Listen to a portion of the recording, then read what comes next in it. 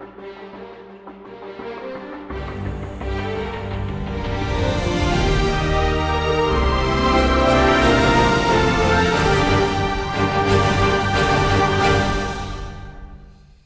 como mencioné, iniciamos una nueva serie en el día de hoy acerca de la primera epístola de Pedro. Habíamos concluido una serie acerca de la segunda epístola de Pedro y Judas, cuyo tema tenía que ver con los falsos maestros y el espíritu de la apostasía detrás de esa falsa enseñanza. Esta serie es distinta en su temática. No es una serie relacionada en lo más mínimo a enseñanzas de falsos maestros o falsos profetas o apóstoles. Es más bien una serie que nos ayuda a ver cómo el cristiano puede y debe tener esperanza en medio de las peores dificultades de este mundo. Nosotros pudiéramos decir que esta epístola tiene 4 temas principales, y esto es como un resumen desde el inicio de qué estaremos viendo en las próximas semanas o meses.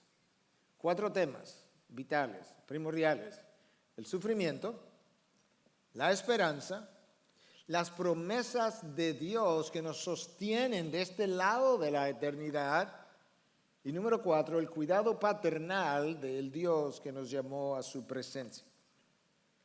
Es una carta breve, 5 capítulos. Pero la importancia de la carta es monumental. De hecho, algunos han dicho que la importancia de la carta es desproporcional con la brevedad de la misma. Martín Lutero decía que Primera de Pedro es una de las obras más significativas, y la palabra en inglés que sigue ahora es convicting, productora de convicción de todo el Nuevo Testamento. Es una carta que compite en términos de, bueno, no solamente compite, sobrepasa en términos de citaciones del Antiguo Testamento, alusiones del Antiguo Testamento, sobrepasa la carta de los Romanos, sobrepasa a la carta de los Hebreos, que es difícil de concebir cuando tú puedes ver la relación tan estrecha que el libro de Hebreos guarda con el Antiguo Testamento.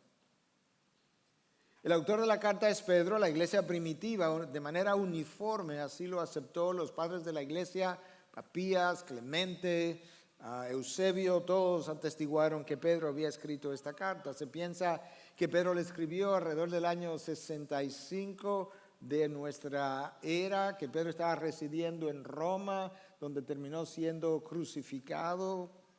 Él pidió que de acuerdo a la tradición, Pedro pidió que fuera crucificado cabeza abajo porque no se consideraba digno de ser crucificado de la misma manera que su maestro, y se piensa que dicha crucifixión ocurrió alrededor del año 67.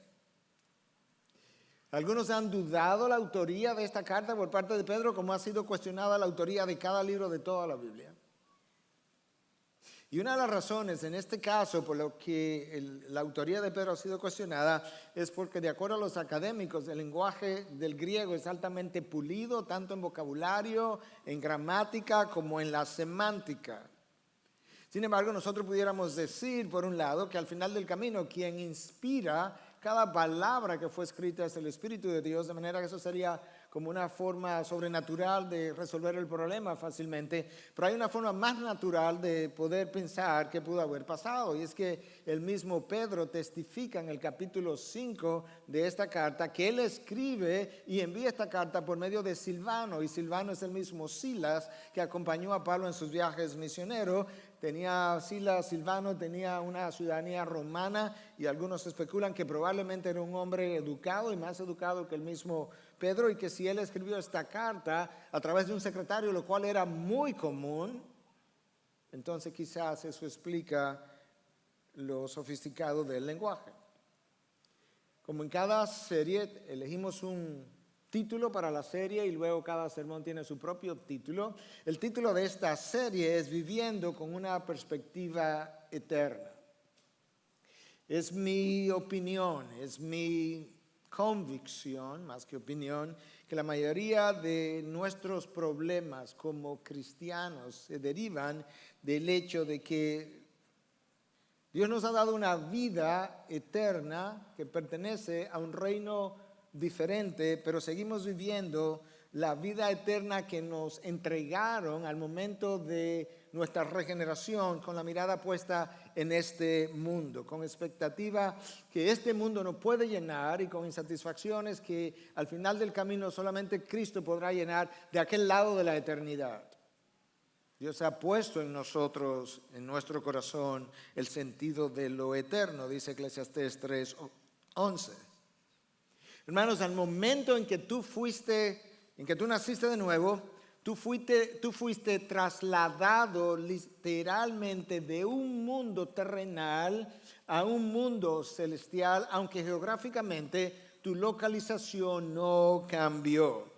Pero es una realidad lo que yo acabo de decir. De hecho, el Señor Jesús, orando en esa oración intertrinitaria que se encuentra en Juan 17, una oración del Hijo al Padre, una de las oraciones a la que yo más frecuentemente voy, como para saturarme un poco más de lo que es esa Trinidad. En esa oración, Cristo le dice al Padre, orando por los discípulos, ellos no son del mundo. No, ellos no son del mundo.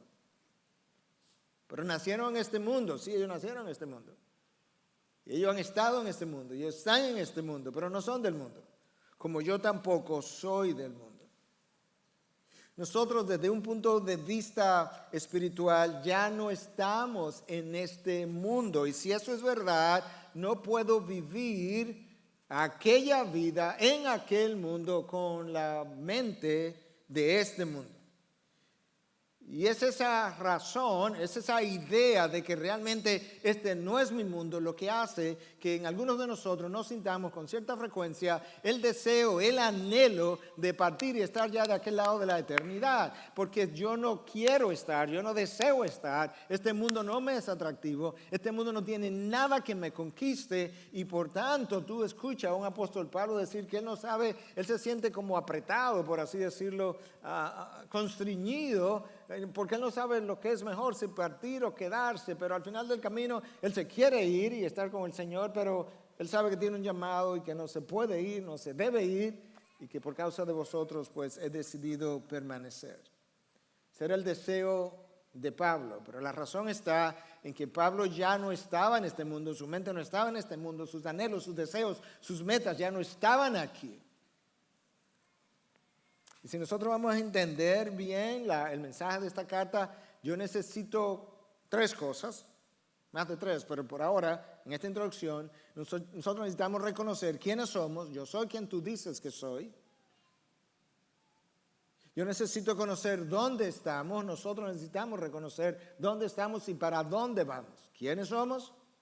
Yo no soy lo que la gente dice que yo soy. Yo no soy lo que mis logros atestiguan que yo soy. Yo no soy lo que yo siento que soy. Yo soy lo que tú dices que soy. Yo necesito conocer quiénes somos. Yo necesito conocer dónde estamos. Yo necesito conocer para dónde vamos.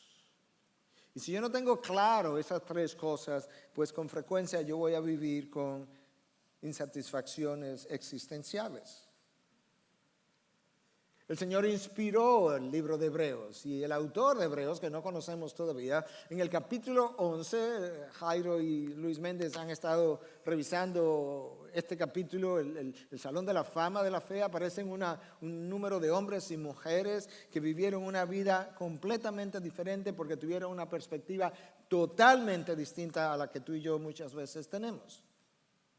Escucha cómo el autor de Hebreos escucha cómo Dios habla a través del autor del libro de Hebreos o de la carta a los Hebreos, cómo se refiere a este grupo. Todos estos murieron en fe, no dudando, en fe, sin haber recibido las promesas, pero habiéndolas visto y aceptado con gusto desde lejos. ¿Sabes qué? No me la tienes que dar, ya yo las vi, yo las recibo, son mías y las veo con gusto. Yo puedo esperar. Porque hay una eternidad entera esperándome. Yo puedo esperar hasta llegar allá. No tengo ningún problema. Esa era su mentalidad. Pero escucha ahora cómo ellos se veían a sí mismos.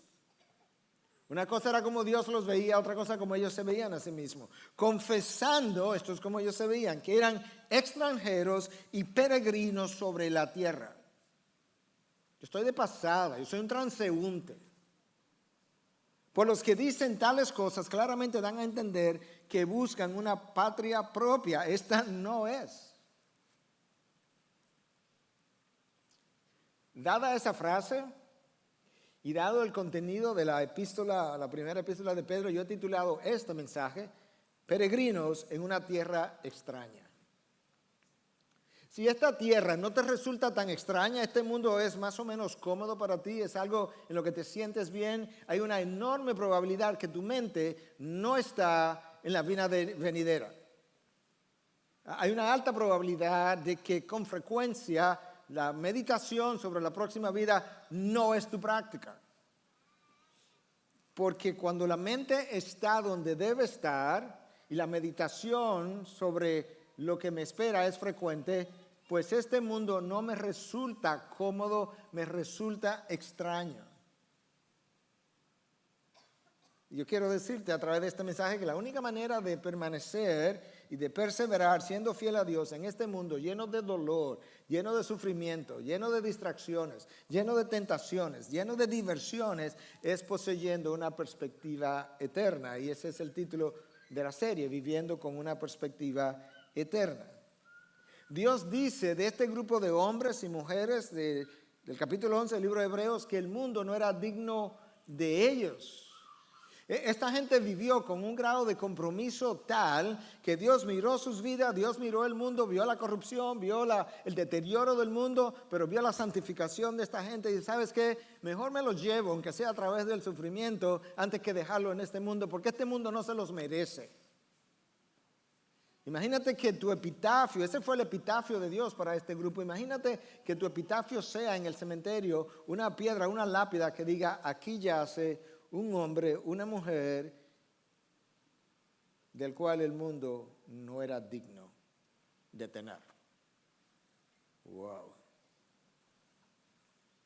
Ahora, lo impresionante es, esto es lo que yo quiero que tú y yo hagamos, tú y yo. Así de fiel fue este grupo de gente en el Antiguo Testamento. ¿Sabes qué es lo impresionante? Que yo quiero que haga la comparación. Estos son ellos, el mundo no era digno de ellos, este eres tú y este soy yo. Esta gente de este lado tuvo menos revelación que tú y que yo. A veces tuvieron un libro a la vez y no más. Quizás ni el libro, la lectura que alguien hizo de ese libro, porque el Antiguo Testamento no estaba compilado. Y luego se murieron y vino otro profeta que escribió otro libro. Nosotros tenemos 66 de ellos, compilados, múltiples versiones, múltiples idiomas. Esta gente fue más fiel y tuvo menos revelación. Esta gente vivió bajo el pacto de la ley, no el pacto de la gracia. Vivieron bajo un pacto que tenía menos promesas y nosotros vivimos con un pacto con mayor promesa, un mejor mediador, mejores garantías, mejor preparación de parte de nosotros para vivir en ese pacto, y ellos fueron más fieles. Esta gente no tuvo la morada permanente del Espíritu de Dios como nosotros sí la tenemos, y sin embargo, dadas todas esas deficiencias comparada con el creyente del Nuevo Testamento, esta gente vivió de una manera extraordinaria, vio las promesas, las creyó, las saludó, confió en ellas, esperó por ellas y esperando en ellas permanecieron fieles a su Dios. Ellos nos superaron en fidelidad y la pregunta es cuál es el secreto detrás de la vida de esta gente. Primera de Pedro tiene la respuesta. Pedro probablemente escribió para un grupo de personas que estaban siendo perseguidas o estaban a punto de verse en medio de la persecución y quizás él estaba preparándolos de antemano. Tienes que entender la realidad de los cristianos del primer siglo. En el primer siglo los cristianos no usaban cruz colgada del cuello, porque lo próximo que iba a ocurrir era que lo iban a colgar a ellos. Esta gente de este primer siglo, ellos fueron apedreados, fueron golpeados, lapidados, asesinados, crucificados, ejecutados. De hecho, el mismo autor de Hebreos capítulo 11 dice que algunos fueron aserrados en dos. Se piensa que Isaías se escondió en un tronco hueco y que Manasés lo mandó a serruchar. Si es cierto, Isaías fue cortado en dos. El historiador romano Tácito dice acerca de estos cristianos, además de ser asesinados, los cristianos sirvieron como objetos de entretenimiento. Algunos fueron tirados a las bestias salvajes, mientras otros se reían y disfrutaban. Y otros fueron despedazados por perros también salvajes. Imagínate eso, imagínate en un circo romano, cristianos tirados a bestias y perros salvajes con la intención de que paganos en las gradas pudieran disfrutar del espectáculo. Pero esta gente, como dirían en inglés, did not give in, no se rindieron. Otros fueron crucificados y a algunos incluso se les prendió fuego para que iluminaran en la noche cuando la luz del día había caído. ¿Qué era lo que esta gente comían? ¿Qué era lo que esta gente pensaban? ¿Qué era lo que esta gente digerían? ¿Cuál era la meditación de esta gente? El texto clave de esta carta pudiera decirse que es 1 de Pedro, capítulo 1, versículos 6 y 7. En lo cual os regocijáis grandemente, aunque ahora por un poco de tiempo, si es necesario, seáis afligidos por diversas pruebas, para que la prueba de vuestra fe, más preciosa que el oro que perece, aunque probado por fuego, sea hallada que resulte en alabanza, gloria y honor en la revelación de Jesucristo. Déjame decirte algo, hermano. La fe que no es probada no puede ser calificada de genuina todavía. Déjame decir eso otra vez. La fe que no es probada no puede ser calificada de genuina. En la historia de la iglesia pasada y reciente está ahí para probar lo que yo acabo de decir. En la antigüedad, la manera de cómo se probaba la genuidad de un metal, específicamente del oro, era introduciéndolo al fuego y ver cómo toleraba el fuego. De esa misma manera, la forma como Dios prueba la fe de aquellos que se confiesan cristianos e introduciéndolos en el fuego mientras Él mantiene la mano en el termostato y los ojos sobre aquellos que son suyos. Muchas veces, la fe que parece auténtica hoy desaparece en medio de la dificultad y de la prueba. Y muchos son los que han abandonado y siguen abandonando la carrera a mitad de camino en medio de la aflicción. Pero eso no es una noticia nueva.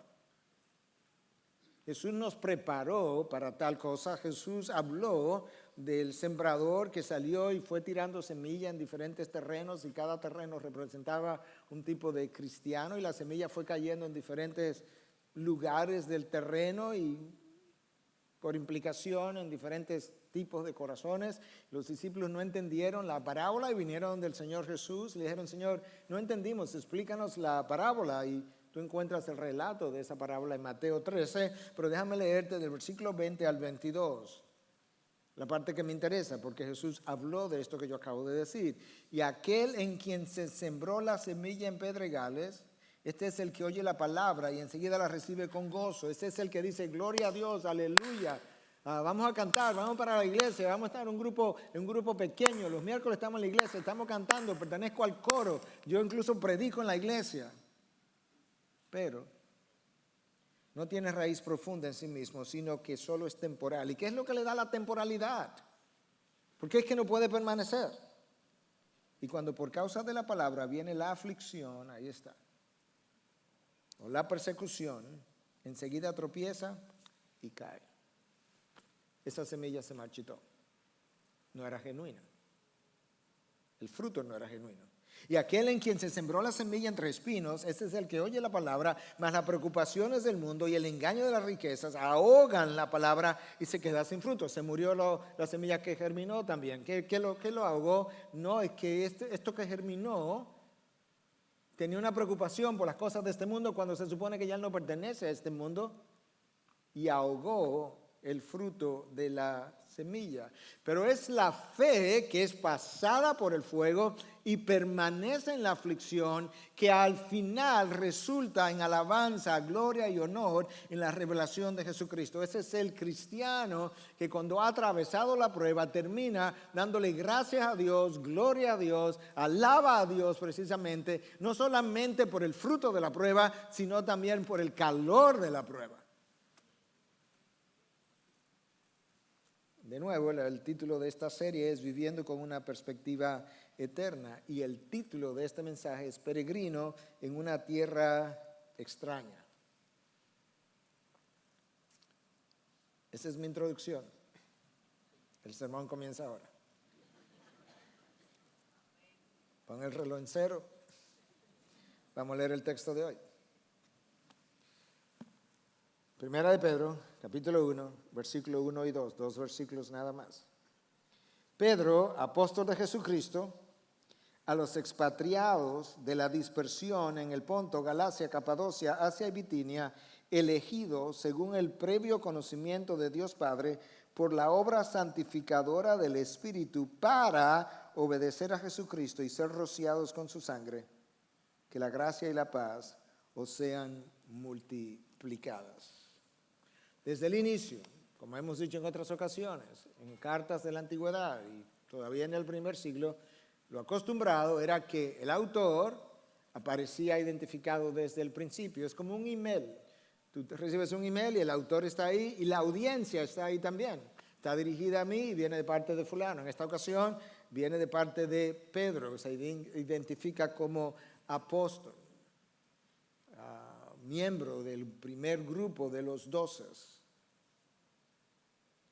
Miembro del primer grupo de los 12. Pedro tuvo grandes privilegios y yo creo que es importante que nosotros podamos revisar la vida de Pedro, porque este es el autor de esta carta. Este hombre comenzó de una manera, terminó de otra manera. Este hombre tenía una perspectiva completamente terrenal y terminó con una perspectiva completamente eterna, y es este el hombre que tiene las credenciales no de un Daniel, no de un José, no de un Noé, no de un Enoc. Este hombre tiene las credenciales de alguien que realmente era muy inestable en un momento de su vida, y luego, fruto de experiencias durante esa vida, él adquiere una perspectiva de vida completamente diferente. Y es ahí donde yo quiero que tú te puedas enfocar en el poder que el Espíritu tiene para transformar vidas inestables, vidas inseguras, vidas de doble ánimo, en vidas completamente enfocadas en una sola dirección, como el hombre que está crucificado, que no puede ver para atrás y solamente puede ver en la dirección hacia adelante. El nombre de Pedro originalmente era Simón. Su hermano Andrés fue primero discípulo de Juan el Bautista, conoció a Juan el Bautista, y Andrés va y busca a su hermano Pedro. Se lo trae a Juan el Bautista. Y Juan el Bautista, que estaba formando una congregación para cedérsela a otro pastor, se los envía al Señor Jesucristo. Y Cristo lo ve a Pedro y le dice: tú eres Simón, de ahora en adelante serás llamado Cefas, en arameo, que significa Pedro en griego, que a su vez significa piedra o roca. O sea, eso es como Pedro comienza. Desde el inicio del grupo, Pedro comienza a ser el vocero del grupo. Pedro comienza a ser como el líder del grupo. Pedro tenía una personalidad impulsiva, impetuosa, y por eso algunos han dicho que Pedro era tan increíble que Pedro hablaba hasta que encontraba algo que decir. Tú no oyes a Andrés prácticamente nunca, o no lees que Andrés estaba hablando prácticamente nunca en los evangelios. Claro, Pedro no lo dejaba. Pedro no solamente perteneció al círculo de los 12, Pedro tuvo el privilegio de pertenecer al círculo más íntimo de los 3. Es importante que nosotros entendamos o recordemos las experiencias de Pedro para ver cómo Pedro pudo experimentar lo sublime y llegar a lo ridículo hasta que Cristo finalmente lo transforma. Pedro estuvo en el monte de la transfiguración, Pedro vio a Moisés, Pedro vio a Elías. Si hubo alguien que tuvo el privilegio de conocer gente del Antiguo Testamento que vino del más allá y que junto con ellos dos estaba ahí el maestro, fue de Pedro la idea. Ese momento fue tan extraordinario que Pedro tuvo la idea y le dije, Señor, vamos a hacer 3 tiendas y vamos a quedarnos aquí, no tenemos que bajar para allá a lidiar con esos mortales. Ese mismo trío, Pedro, Juan, Jacobo, que dicho sea de paso, con toda probabilidad eran socios en la pesca junto con Andrés. Jesús los llamó en principio. Jesús le hizo 2 llamados a Pedro. El primero era que le siguiera y él dejó sus redes, y el segundo fue cuando lo llamó a ser apóstol para ser parte de este grupo de 12. Ese mismo trío que mencioné, Pedro, Juan, Jacobo, los hijos del trueno, los hijos de Zebedeo, estuvieron con Pedro en Getsemaní con el Señor. El Señor se llevó el grupo entero, pero hubo un momento donde Él dejó la mayoría de ellos y se fue más adelante y ahí quiso orar con Pedro, con Juan y Jacobo de cerca. Le pidió que oraran mientras Él fue un poco más allá y ellos se durmieron y no persistieron. Ese es el Pedro que en Cesarea de Filipo, él recibe una revelación directa de parte de Dios cuando Cristo hace la pregunta, ¿quiénes dicen los hombres que yo soy? Y él dice, bueno, uno dice que tú eres Elías, otro el profeta, pero no, ustedes, ¿quiénes dicen ustedes que yo soy? Ese es el Pedro que dice, tú eres el Cristo, el Mesías, Messiah, el Hijo del Dios viviente. Yo me imagino el ímpetu de Pedro cuando él dijo esto, cuando él estaba recibiendo esta revelación que ni él mismo sabía de dónde venía. Tú eres el Cristo, el Hijo del Dios viviente. El Señor le dice, bendito seas tú, Pedro, porque eso no te lo reveló ni carne ni sangre, sino mi Padre que estás en los cielos. Wow, yo me imagino a Pedro como medio por dentro.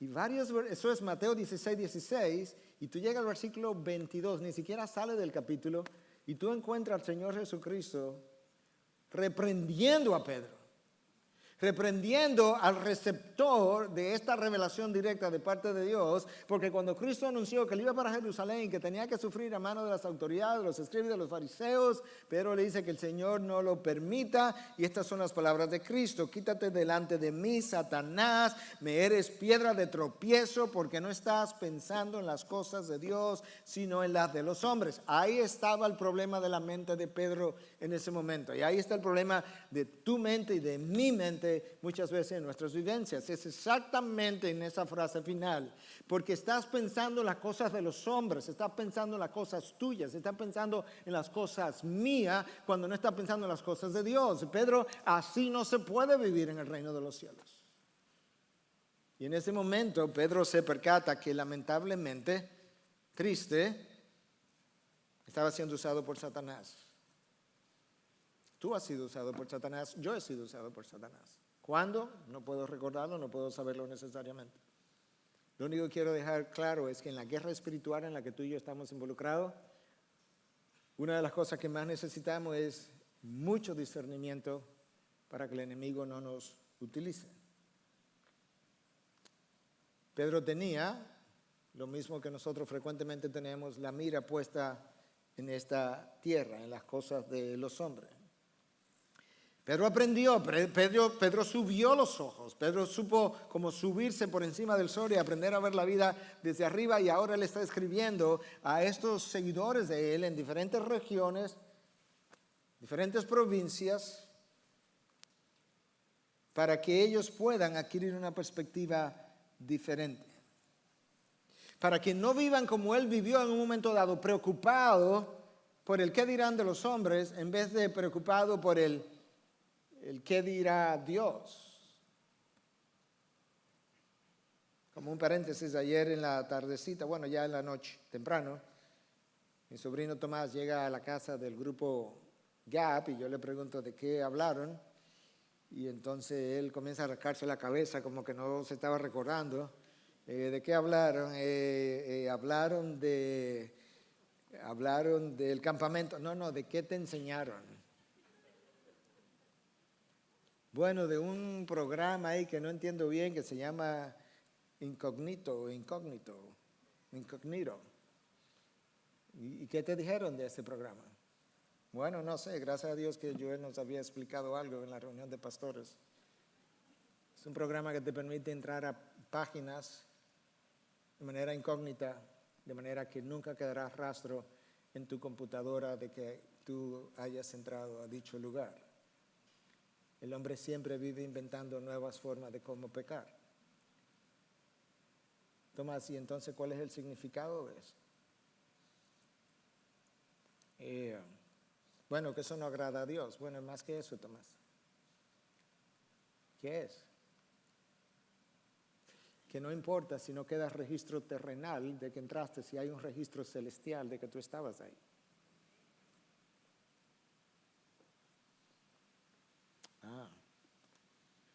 Si Dios lo sabe, no importa si los hombres lo saben. Y Pedro está con la mirada puesta aquí en esta tierra, pero Pedro cambió. Pedro es el que está en el aposento alto, horas antes de la crucifixión. Pedro es el que jura en voz alta: Maestro, yo nunca te negaré, aun si todos estos te negarán. ¿Te das cuenta que con frecuencia Pedro estaba demasiado preocupado con el otro? Todavía después de la resurrección, Pedro está preocupado con el otro. Él va caminando con el Señor Jesús y ahí viene Juan, el discípulo amado, detrás. Y dice: Señor, Señor, ¿y qué de este? Preocupado con el otro. Y el Señor le dijo: ¿y si yo quiero que él siga viviendo hasta que yo regrese a ti, qué? Ese es Pedro. En ese aposento alto, después de esa declaración, yo nunca te negaré, Pedro estaba seguro. Pero era uno de esos que se considera firme, capaz de no caer. El Señor le dice: Pedro, tú no puedes tomar de la copa que yo voy a tomar. Tú no sabes la copa que yo voy a tomar. Pero déjame decirte algo, Pedro. Antes de que el gallo cante, tú me vas a negar 3 veces. No solamente es increíble la declaración de Jesús, es increíble cómo pasa después, porque Pedro entra al patio, ¿verdad?, donde están juzgando a Jesús, y niega a Jesús una vez, niega a Jesús una segunda vez, niega a Jesús una tercera vez.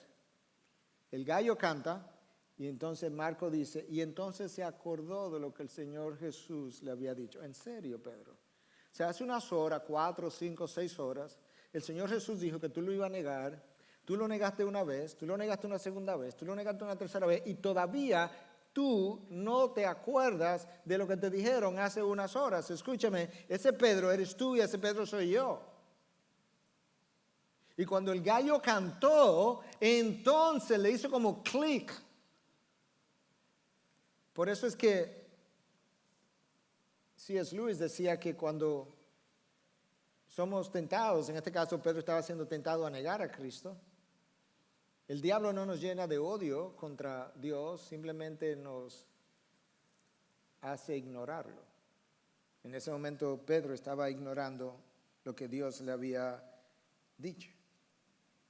Sin embargo, tú encuentras ese mismo Pedro, ese es el Pedro que estuvo presente cuando resucitaron a la hija de Jairo, es el mismo Pedro que estoy seguro que estuvo presente en la resurrección de Lázaro, porque Jesús se movió hacia allá cuando resucitó a Lázaro con sus discípulos.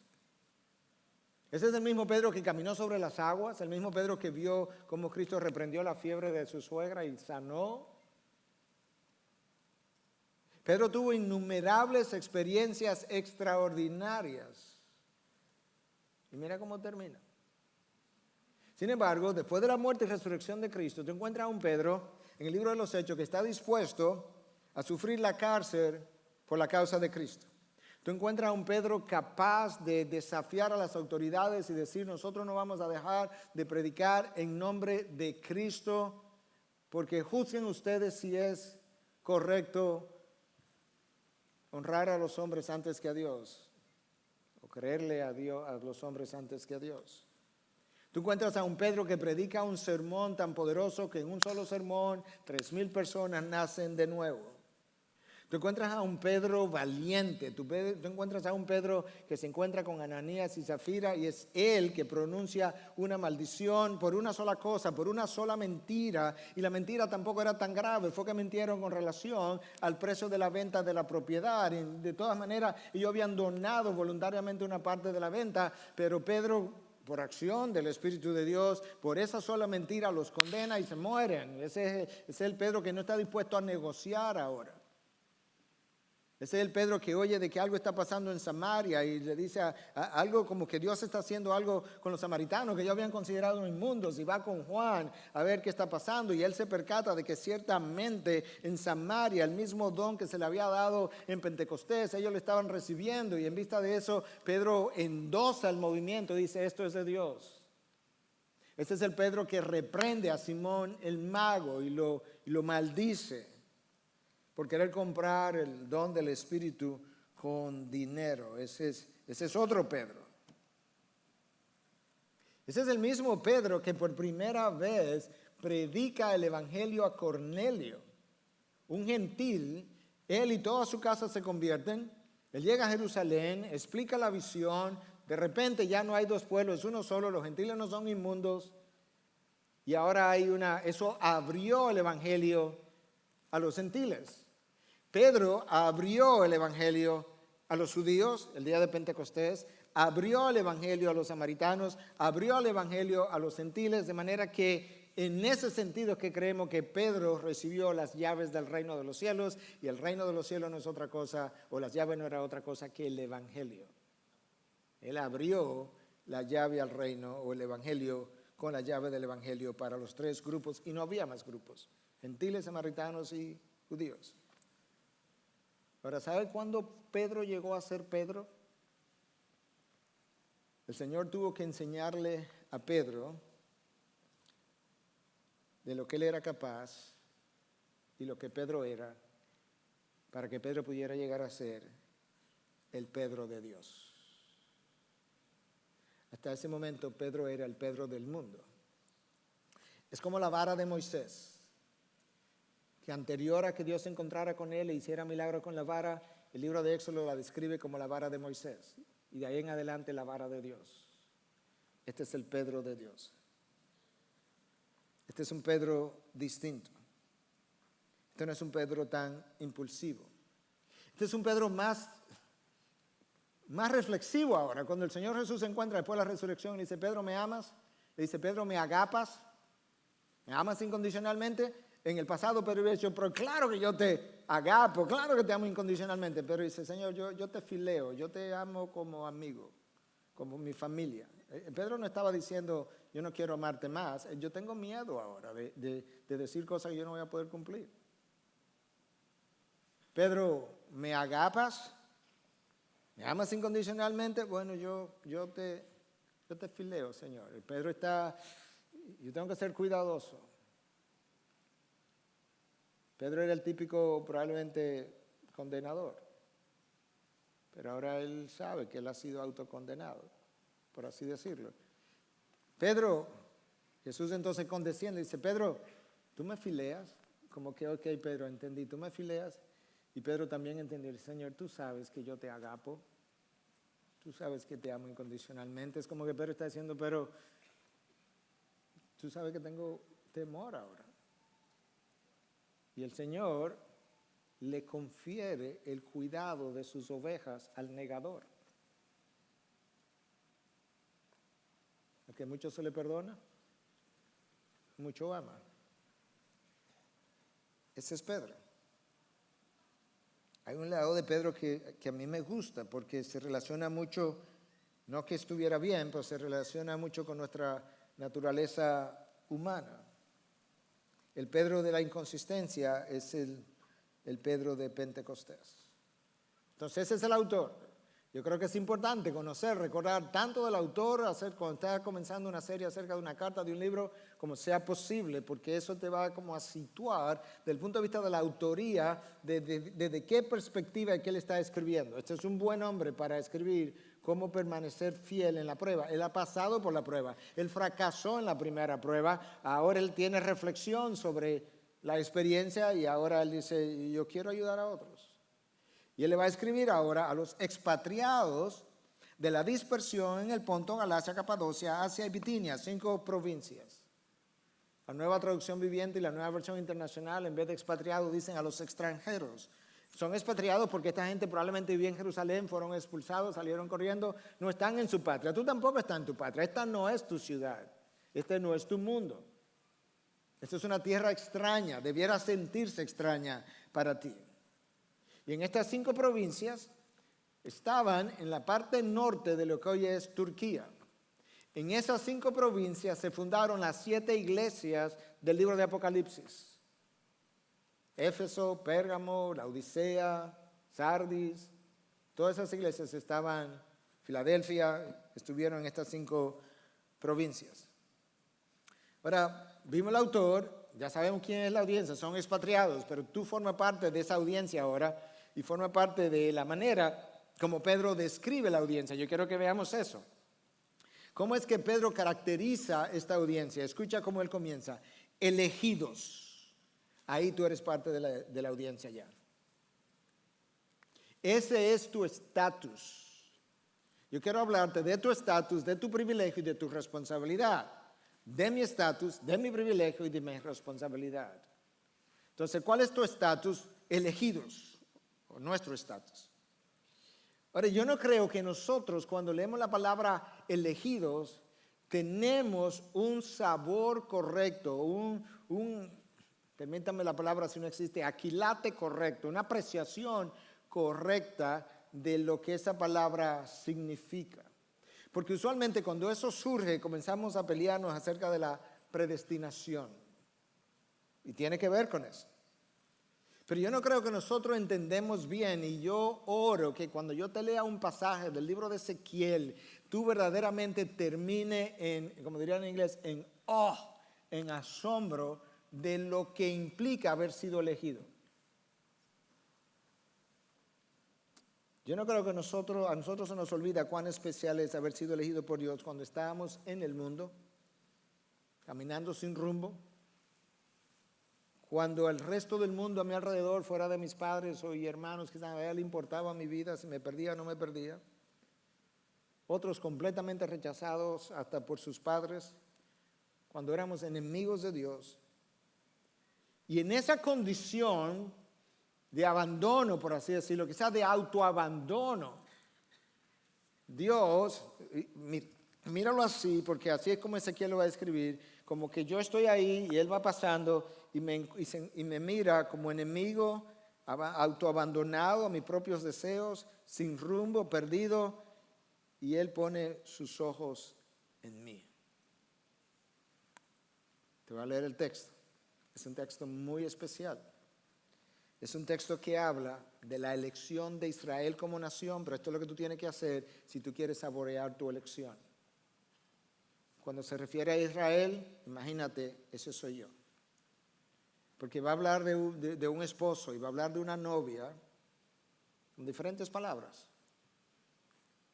La nación de Israel sería la novia, Dios sería el esposo, hoy es la iglesia y nosotros formamos parte de la iglesia. Entonces escucha cómo Ezequiel describe la elección de Israel. Escucha la ternura de este esposo. Escucha la hermosura que este esposo confiere a la esposa como nación. Ese eres tú. Primero Israel, versículo 4. En cuanto a tu nacimiento, Miguel, pero es Israel ahora, el día que naciste no fue cortado tu cordón umbilical, ni fuiste lavada con agua para limpiarte, no fuiste frotada con sal, ni envuelta en pañales, ni un ojo se apiadó de ti para hacer para ti alguna de estas cosas, para compadecerse de ti, sino que fuiste echada al campo abierto como fuiste aborrecida el día en que naciste. Israel, tú eras una nación aborrecida, rechazada, sin que nadie cuidara de ti. Tú naciste y ni el cordón te cortaron. Él está usando una ilustración. Como que te dejaron, naciste, saliste del vientre y ahí te dejaron, ensangrentada. Escucha ahora, piensa en ti, porque esto es lo que Dios ha hecho. Cada vez que Él dice que hizo algo con Israel, que adornó a Israel de cierta manera, Piensa en ti, porque Él te encontró así, abandonado en el mundo. Yo pasé junto a ti. Te vi revolcándote en tu sangre. Mientras estaba en tu sangre te dije, vive. Sí, te dije, mientras estabas en tu sangre, vive. Te hice tan numerosa como la hierba del campo y creciste. Te hiciste grande y llegaste a la plenitud de tu hermosura. Se formaron tus pechos y creció tu pelo, pero estaba desnuda y descubierta. Estás grande, tiene pechos. ¿Sabes qué? Estaba desnuda y descubierta. Tú podías tener algunas cosas externamente preciosas cuando Dios te encontró, pero estaba desnudo y descubierto. Entonces pasé junto a ti, oh yes. Entonces pasé junto a ti y te vi, y he aquí tu tiempo era tiempo de amores. Estaba soltera. Extendí mi manto sobre ti. Cubrí tu desnudez. Este es el novio, el esposo. Te hice juramento y entré en pacto contigo, como entró contigo y conmigo, declara el Señor Dios. Y fuiste mía, eres de Él. Te lavé con agua, te limpié la sangre y te ungí con aceite. Imagínate Dios haciéndote esto a ti. Te vestí con tela bordada y puse en tus pies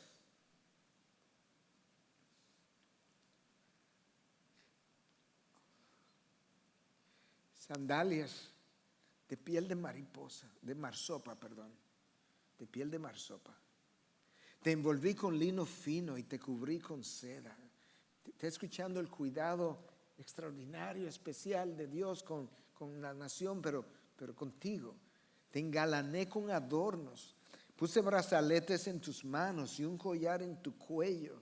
Puse un anillo en tu nariz como símbolo de pertenencia. Pendientes en tus orejas, una hermosa corona en tu cabeza. Estabas adornada con oro y plata, y tu vestido era de lino fino, seda y tela bordada. Comías flor de harina, miel y aceite. Eras hermosa en extremo. ¿Y quién la embelleció? Dios. Y llegaste a la realeza. ¿Y quién te embelleció? Dios. Entonces tu fama se divulgó entre las naciones por tu hermosura, que era perfecta, gracias al esplendor que yo puse en ti, declara el Señor Dios. Cuando Dios te redimió, Dios puso una hermosura en ti, te lavó con sangre, puso su espíritu dentro, comenzó a formar la imagen del más hermoso entre los hijos de los hombres. Dios hizo eso con Israel y por comparación con nosotros. Ahora escuche. Mis lágrimas no son de tristeza, son de emoción. Pero este comentario de David Helm acerca de lo que yo acabo de leer pudiera traer otras lágrimas. Hemos acabado de ver que el término elegidos en todo su esplendor le fue dado a toda la casa de Israel.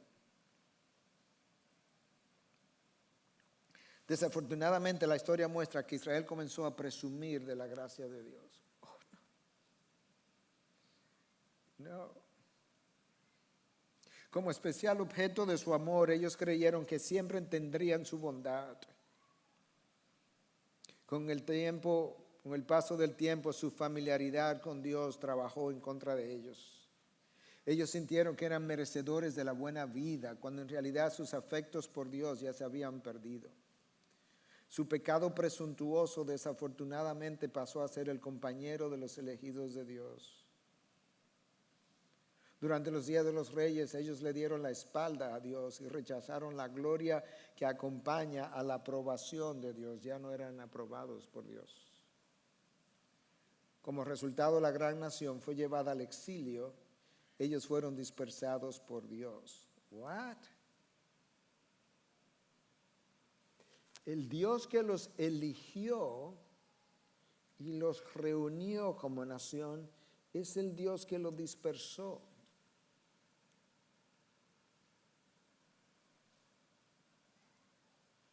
Yo creo que ese texto de Ezequiel nos da una idea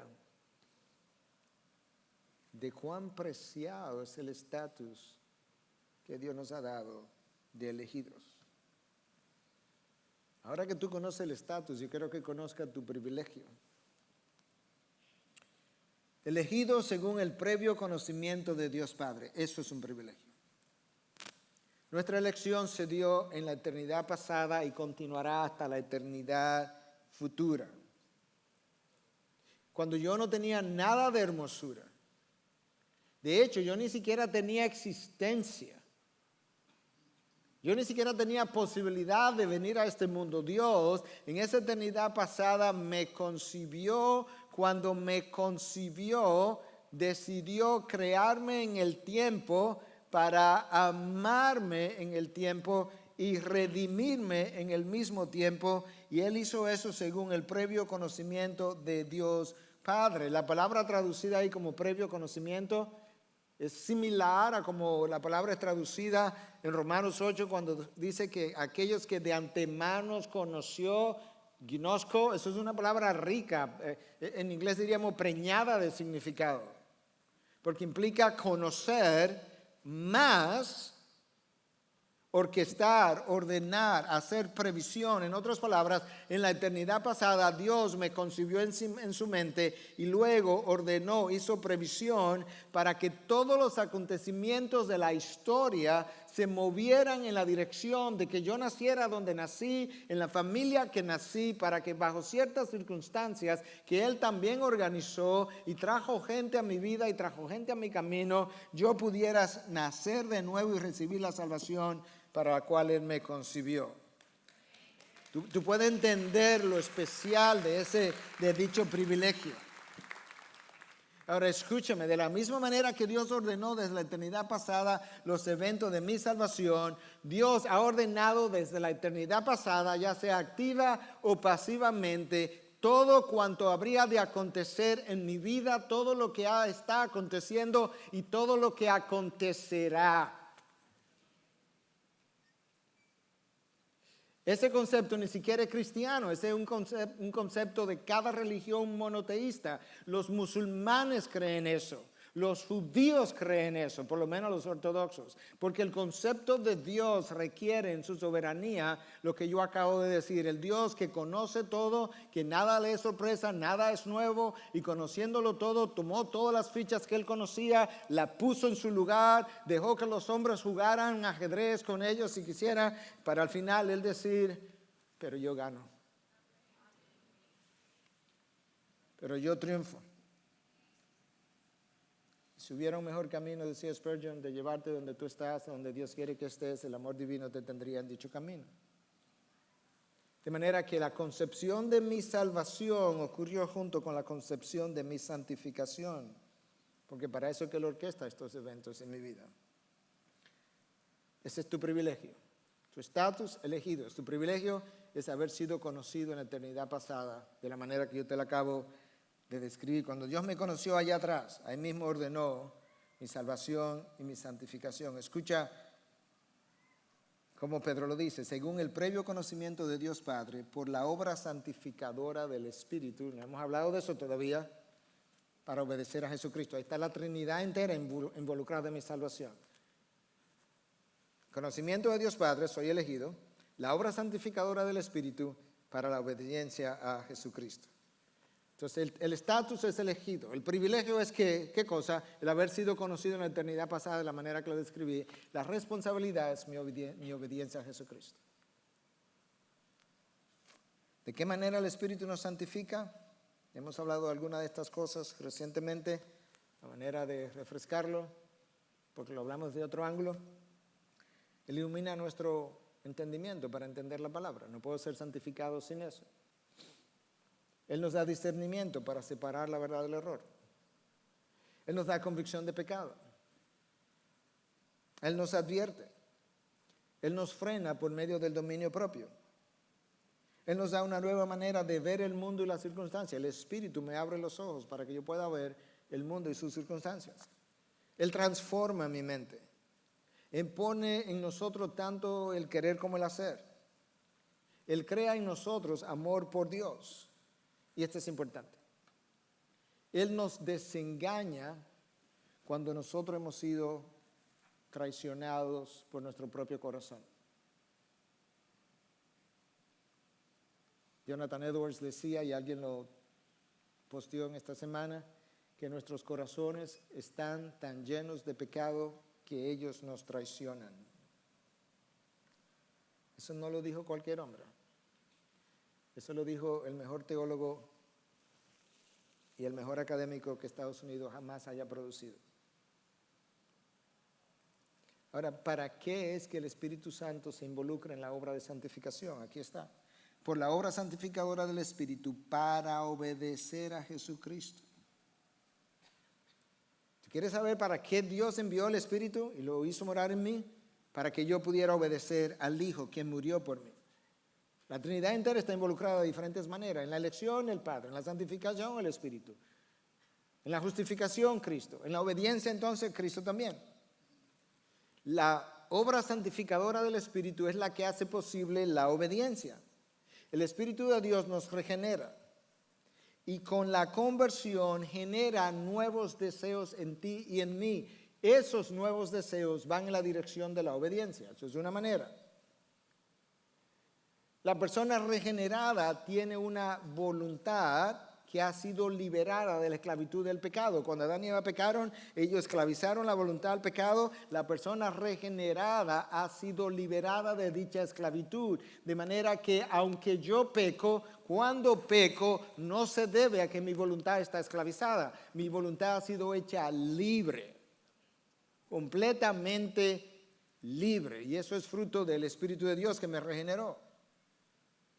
La persona convertida cuando peca siente suficiente convicción, dolor, culpa y hasta vergüenza. Y es esa sensación combinada de todas esas cosas que hace que él pueda descubrir la magnitud de su pecado y quiera arrepentirse, ir donde Dios, pedir perdón y ser lavado otra vez. No me diga que Dios te lavó una vez y que ya eso es suficiente. Porque todas las noches creo yo que tú te bañas. Todos los días. Y yo tengo que bañarme física y espiritualmente todos los días. La persona convertida por el Espíritu de Dios tiene ahora un corazón de carne. Y es ese corazón nuevo de carne que tiene amor por Dios. Y es ese amor por Dios que lo hace obedecer. Escúchame. No es el miedo al castigo de Dios que te hace obedecer. No, Dios amenazó al pueblo de Israel no sé cuántas veces. Es el amor por Dios que te hace obedecer. Escúchalo de los labios de Cristo en el aposento alto, horas antes de morir. Juan 14:23. Si alguno me ama, guardará mi palabra. Y mi Padre lo amará y vendremos a él y haremos con él morada. O sea, pastor, que cuando yo desobedezco es que no estoy amando a Dios. Bueno, yo no lo dije así, pero Cristo sí. Próximo versículo, 14:24. El que no me ama no guarda mis palabras. Nuestra desobediencia mi desobediencia cuando lo he hecho, es una reflexión de mi falta de amor por Dios. De ahí el primer mandamiento: amarás al Señor tu Dios con todo tu corazón, con toda tu alma, con toda tu mente y toda tu fuerza, con todo, absolutamente todo. Cuando eso no se da, desobedeces.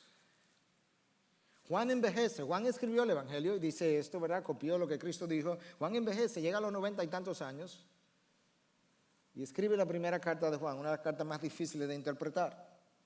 En 2:4 él dice: el que dice yo he llegado a conocerle y no guarda sus mandamientos es un mentiroso y la verdad no está en él.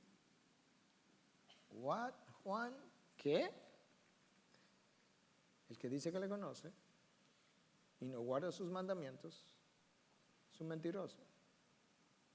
La verdad no está en él.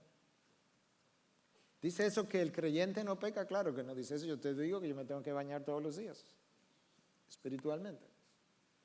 Lo que sí dice Juan es que la vida del creyente no está caracterizada por el pecado.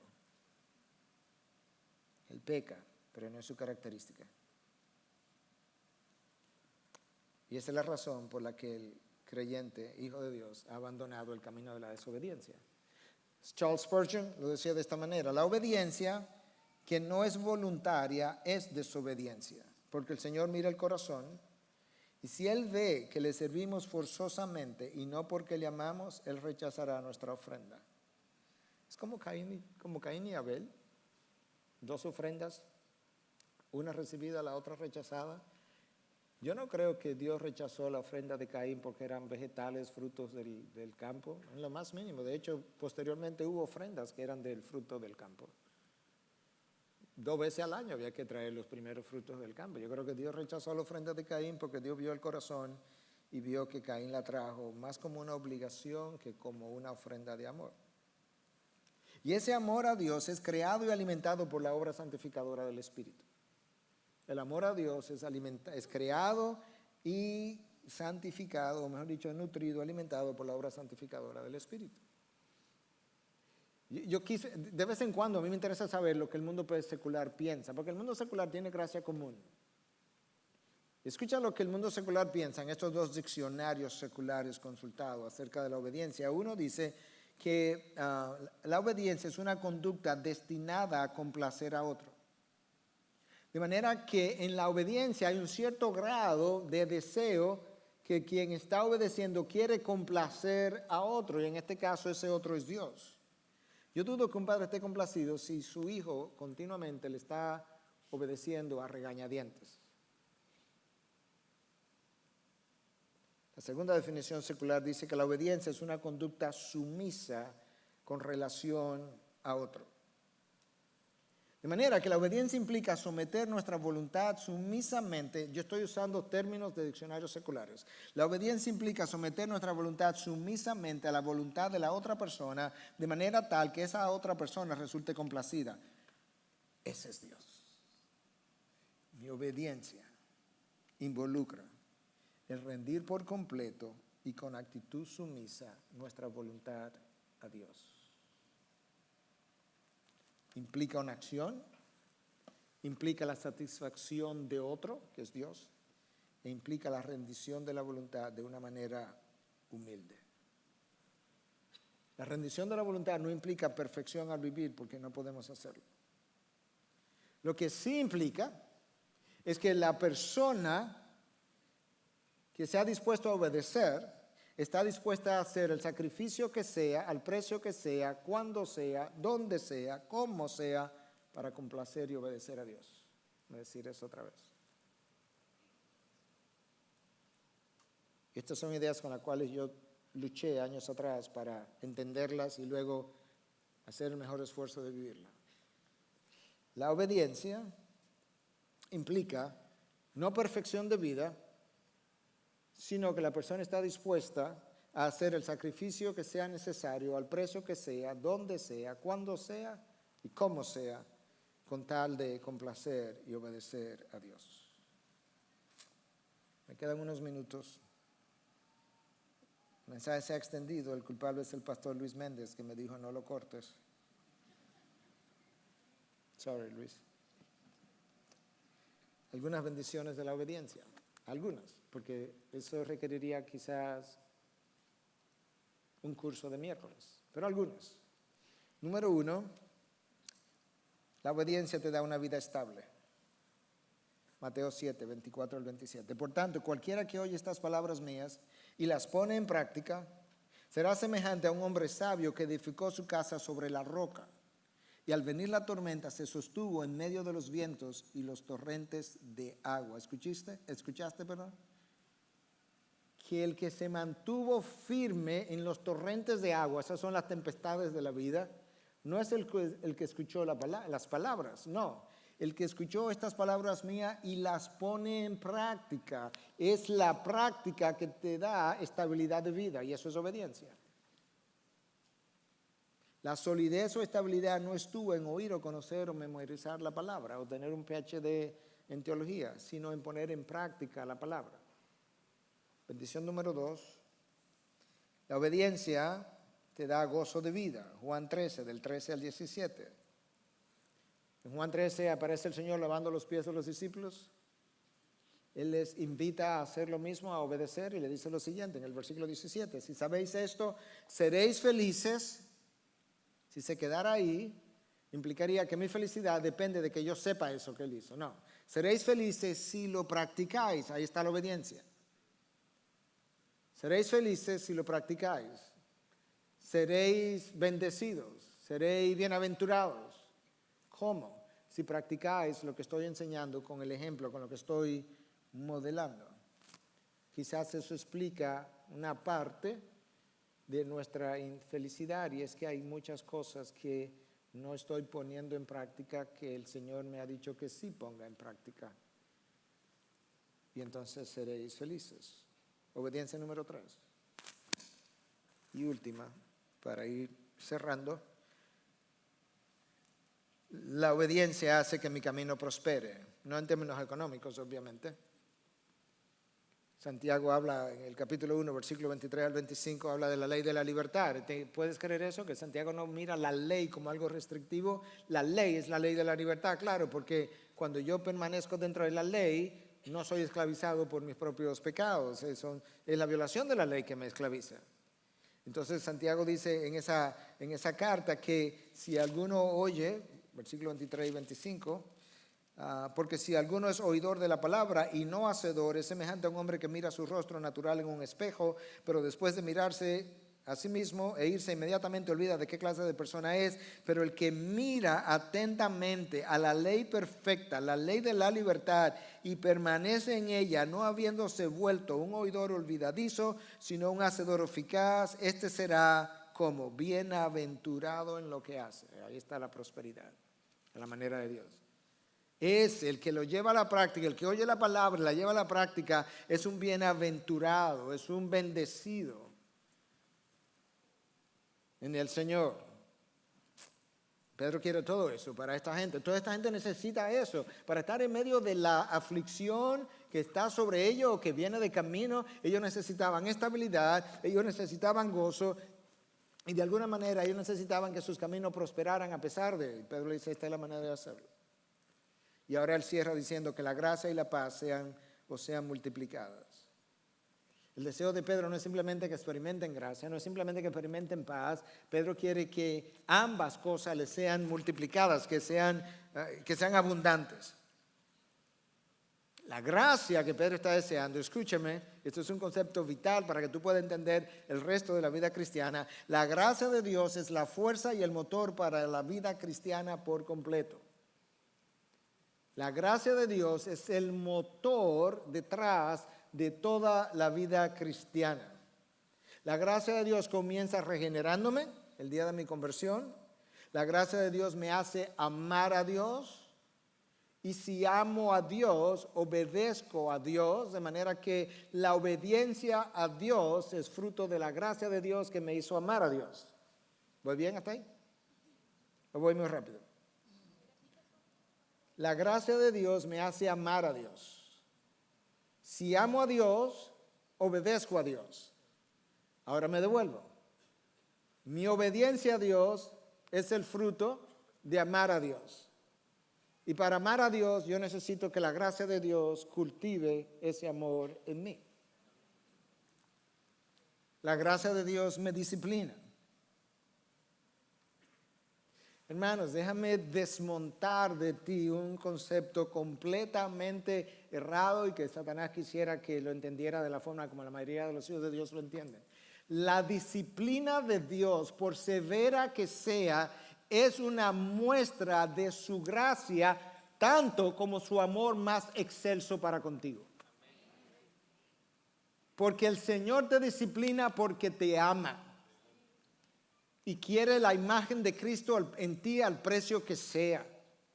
y no te quiere desviado, y no te quiere descarriado, y no te quiere perdido. De manera que la disciplina de Dios es simplemente para con sus hijos otra muestra de su gracia y el compromiso que Él tiene de llevarte hasta la gloria, hasta presentarte sin arruga y sin mancha, aún se requiere disciplina severa. De manera que su disciplina debe ser bienvenida por sus hijos. Hablaba con alguien esta semana y le decía algo así: si Dios dispone esto para mí, ¿sabes qué? Le diría, está bien con mi alma, it is well with my soul. ¿Por qué? Porque yo sé que yo merezco peor, todo el tiempo. No importa el tema, el área, cuándo, el cómo, el dónde, yo merezco peor. Y Pedro quiere paz, gracia y paz. La paz que el hombre experimenta es el resultado, primero, de reconciliación con Dios. Luego es el resultado de reconciliación con los hombres. Cuando vivimos irreconciliados no tenemos. Yo no tengo paz cuando estoy irreconciliado. Yo no sé de ti. Yo te puedo hablar de mí. No hay nada que a mí me robe más la paz que la irreconciliación. Pero a veces estamos reconciliados con Dios, reconciliados con el hombre y todavía no estamos en paz. Lo que yo sé es que irreconciliación con Dios no te puede dar paz. Irreconciliación con el hombre no te puede dar paz. Pero yo sé también que tú puedes estar reconciliado con ambos y todavía no tener paz. Porque la paz también es el resultado de estar enfocado en lo que Dios quiere para mí y no en lo que yo quiero para mi propia vida o dirección o propósito. Cuando yo pierdo esa dimensión, y en mi caminar cristiano ha habido momentos que yo he perdido esa dimensión. Ustedes no tienen nada que yo no tenga en el sentido de nuestra humanidad compartida con sus debilidades compartidas. Cuando yo pierdo esa dimensión, yo también he experimentado falta de paz. La paz, entre otras cosas, también es el resultado de estar enfocado en lo que Dios quiere para mí y no en lo que yo quiero para mi propia vida. Hermanos, todo lo que viene de Dios, no lo que es permitido por Dios, pero todo lo que viene de Dios es parte de su gracia. Y aún lo que es permitido por Dios, eventualmente le va a aplicar su gracia para convertirlo en algo bueno para ti. La gracia de Dios es la que nos capacita para vivir como extranjeros y peregrinos en una tierra extraña y vivir con gozo, hasta el punto que el apóstol Pablo dice, Pablo, tú sabes por las dificultades que pasó. Yo no creo que Pablo, después de Jesucristo, no creo que nadie pasara por más vicisitudes que Pablo, y como hemos mencionado aquí otras veces, él llamó a todas sus vicisitudes leves y pasajeras. Yo le llamaría horribles y duraderas.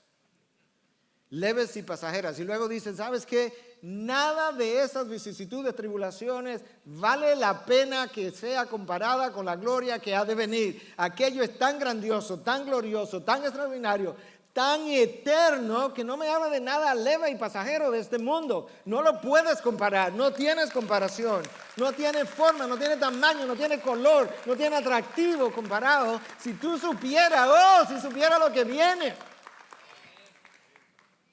Hermano, esta no es tu morada final. Este no es tu último destino. Tu mejor vida no es ahora. Si tú tienes el libro, quémalo, bótalo. Lo mejor de tu existencia está por venir. Lo mejor de tu existencia está por venir. Y será para siempre, sin fin. El propósito que le des a tu vida no podrá satisfacer tu alma. No fuiste creado para ese propósito. Fuiste creado para los propósitos de Dios, para que viva para su gloria. Fuiste creado para una vida extraordinaria, volando alto, de tal forma que la gloria de Dios sea desplegada en y a través de tu vida. Dios sabe lo que tú necesitas para llevarte de donde está a donde Él quiere que tú estés. Necesitamos cerrar. El predicador se hizo lengthy, predicó largo, pero voy a cerrar.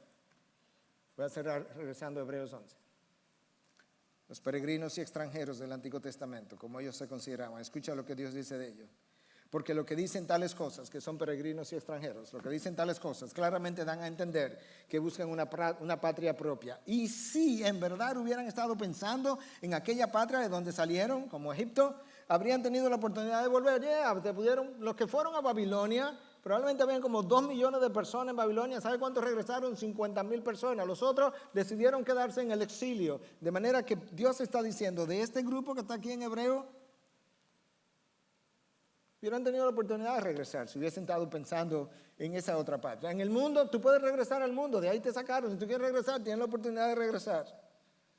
Pero en realidad, este grupo anhelan una patria mejor, es decir, celestial, por lo cual Dios no se avergüenza de ser llamado Dios de ellos, pues les ha preparado una ciudad. Wow.